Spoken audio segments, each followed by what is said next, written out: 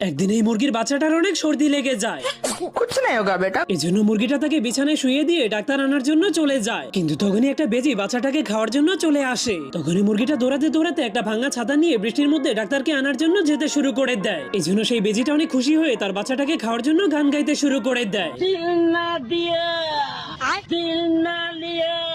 এরপর একটা পর্দা ফেলে নিজের রূপ পরিবর্তন করে ডাক্তার সেজে ফেলে। এরপর দরজা ধাক্কাতে শুরু করলে সেই অসুস্থ বাচ্চাটা অনেক ভয় পেয়ে যায়। কিন্তু বাকি সব বাচ্চাগুলো ভয় না পেয়ে দরজাটাকে খুলে দিলে বেজিটা ঘরের মধ্যে এসে অসুস্থ বাচ্চাটাকে দেখতে শুরু করে দেয়।